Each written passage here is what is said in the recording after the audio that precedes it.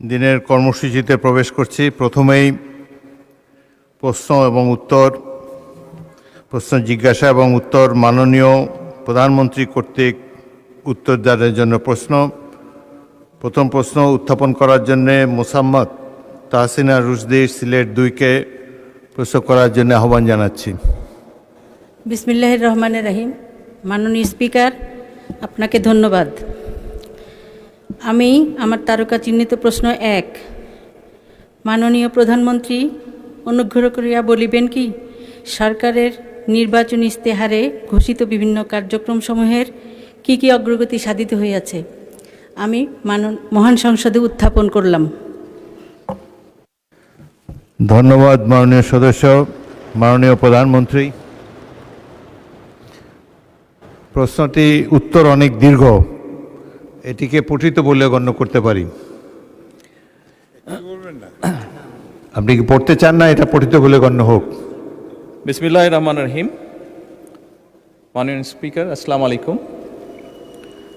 প্রথমে আমি আল্লাহ রাব্বুল আলামিনের শুকরিয়া আদায় করছি আজকের এই পবিত্র সংসদে দাঁড়িয়ে বাংলাদেশের মানুষের ভোটে নির্বাচিত বাংলাদেশ জাতীয়তাবাদী দল কি পরিকল্পনা গ্রহণ করেছে দেশের মানুষের স্বার্থে, দেশের মানুষের জন্য, সেগুলো বলার সুযোগ করে দেওয়ার জন্য। একই সাথে আমি আন্তরিকভাবে ধন্যবাদ জানাতে চাই ঢাকা 17 আসনের যে সকল ভোটারবৃন্দ আমাকে নির্বাচিত করে এই আসনে প্রতিনিধিত্ব করার জন্য জাতীয় সংসদে পাঠিয়েছেন। একই সাথে যারা ভোট দেননি, আমি মনে করি আমার পবিত্র দায়িত্ব বাংলাদেশের নাগরিক হিসেবে তাদেরকেও প্রতিনিধিত্ব করা, তাদেরকেও দেখতে হবে। মাননীয় স্পিকার, সরকারের নির্বাচনী ইশতেহারে ঘোষিত কার্যক্রমসমূহ বাস্তবায়নের জন্য সকল মন্ত্রণালয় বিভাগ আগামী 180 দিন, আগামী অর্থ বছর এবং আগামী 5 বছরের কর্মপরিকল্পনা প্রণয়নের জন্য এরই ভিতরে বিভিন্ন প্রকার উদ্যোগ গ্রহণ করেছে। ইতিমধ্যে নির্বাচনী ইশতেহারে ঘোষিত কিছু গুরুত্বপূর্ণ কার্যক্রম বাস্তবায়নের লক্ষ্যে উল্লেখযোগ্যভাবে অগ্রগতিও হয়েছে।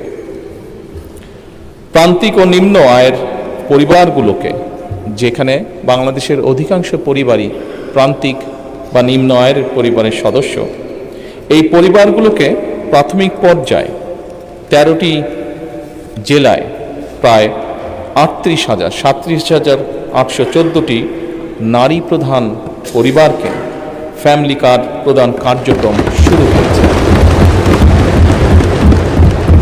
মাননীয় স্পিকার, একই সাথে কৃষকের সার্বিক সুরক্ষা প্রদানের জন্য সরকার কৃষক কার্ড প্রদানের উদ্যোগও গ্রহণ করেছে। প্রাথমিক পর্যায়ে কৃষি সম্প্রসারণ অধিদপ্তরের মাধ্যমে বাংলাদেশের 8টি বিভাগের 10টি জেলার 11টি উপজেলায় 11টি ব্লকে পাইলটিং কাজ শুরু হয়েছে। এছাড়া নির্বাচনী অঙ্গীকার বাস্তবায়নের লক্ষ্যে ইতিমধ্যে সরকার শস্য, ফসল, পশুপালন ও মৎস্য খাতে 10,000 টাকা পর্যন্ত কৃষি ঋণ এরই মধ্যে মওকুফ করেছে। মাননীয় স্পিকার, সরকারের নির্বাচনী ইশতেহার বাস্তবায়নের প্রাথমিক পর্যায়ে ঈদ উল ফিতরের পূর্বেই যা আমরা দেশের মানুষের কাছে প্রতিশ্রুতি দিয়েছিলাম, ঈদ উল ফিতরের পূর্বেই 3,995 জন ইমাম, 2,975 জন মুয়াজ্জিন, 2,604 জন খাদেম এবং হিন্দু মন্দিরের 114 জন পুরোহিত, 83 জন সেবায়িত, বৌদ্ধ বিহার বা প্যাগোডার 15 জন অধ্যক্ষ এবং 16 জন উপাধ্যক্ষ, সর্বমোট 9,102 জন উপকারভোগীর ব্যাংক অ্যাকাউন্টে নির্বাচনী প্রতিশ্রুতি অনুযায়ী সম্মানী পৌঁছে দেওয়া হয়েছে। মাননীয় স্পিকার, ই হেলথ কার্ড প্রদান বিষয়ে পাইলটিং কার্যক্রমের আওতায় খুলনা জেলায় ই হেলথ কার্ড প্রদানের জন্য একটি প্রকল্প অনুমোদন প্রক্রিয়াধীন রয়েছে। সরকারের নির্বাচনী ইশতেহার অনুযায়ী আগামী 5 বছরে ইনশাল্লাহ 20,000 কিলোমিটার খাল খনন পুনর্খনন কর্মসূচি গত 16 মার্চ 2026 হতে বাস্তবায়ন শুরু হয়ে গিয়েছে। এর মধ্যে জুন 2026 পর্যন্ত পানি সম্পদ মন্ত্রণালয়, স্থানীয় সরকার বিভাগ ও কৃষি মন্ত্রণালয় 1204 কিলোমিটার খাল খনন পুনর্খনন করবে ইনশাল্লাহ। এছাড়া দুর্যোগ ব্যবস্থাপনা ও ত্রাণ মন্ত্রণালয় কর্তৃক 2026 সাল পর্যন্ত কাবিখা, কাবিটা, টিআর এই সকলের মাধ্যমে 1500 কিলোমিটার খাল খনন পুনর্খনন সংস্কারের কাজ হবে ইনশাআল্লাহ। মাননীয় স্পিকার, সামগ্রিক বিশ্বে পরিবেশ একটি সিরিয়াস কনসার্ন হয়ে দেখা দিয়েছে।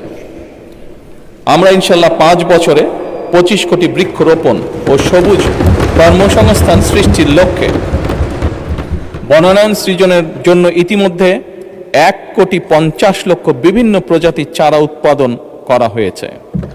এই উৎপাদিত চারাসমূহ চলতি বছর আসন্ন বর্ষা মৌসুমে ইনশাল্লাহ রোপণ করা হবে।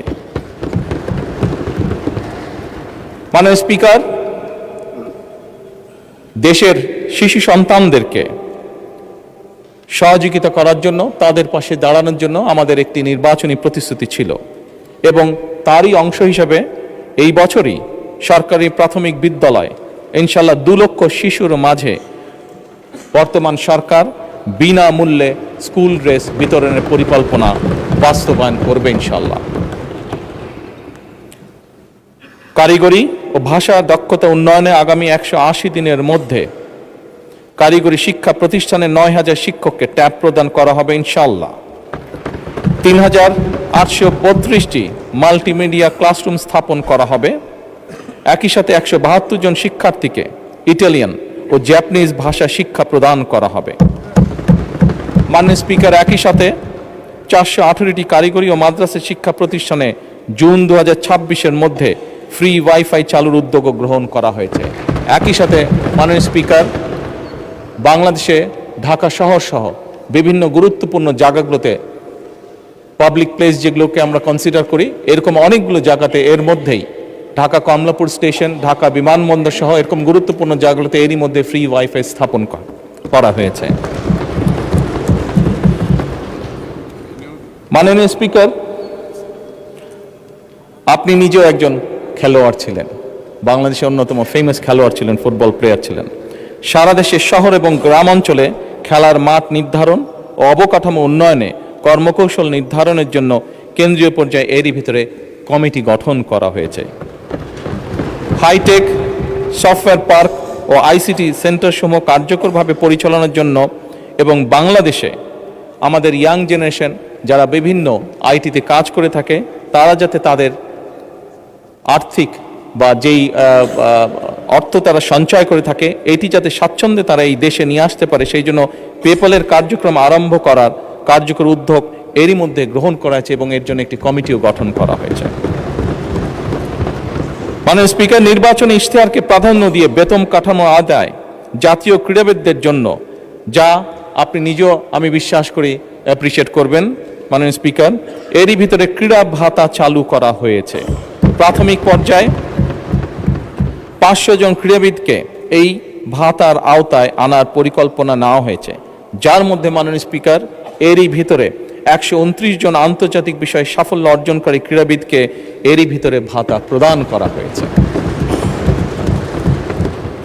মাননীয় স্পিকার, ল্যাঙ্গুয়েজ স্টুডেন্ট ভিসায় বর্তমান জামানতবিহীন যে ঋণ ছিল তার সীমা যাতে আমাদের ছাত্ররা, আমাদের ইয়াং জেনারেশনের সদস্যরা যাতে সহজেই বিদেশে যেতে পারে এই কর্মসূচির আওতায়, তার জন্য তাদের ঋণ সীমা 3 লক্ষ থেকে 10 লক্ষ টাকায় উন্নীত করা হয়েছে। জাপানগামী শিক্ষার্থীদের জন্য ভিসা সিওই এর ভিত্তিতে এই ঋণ প্রদান সহজকরণ করা হয়েছে আগের থেকে অনেক। মাননীয় স্পিকার, আপনাকে আন্তরিক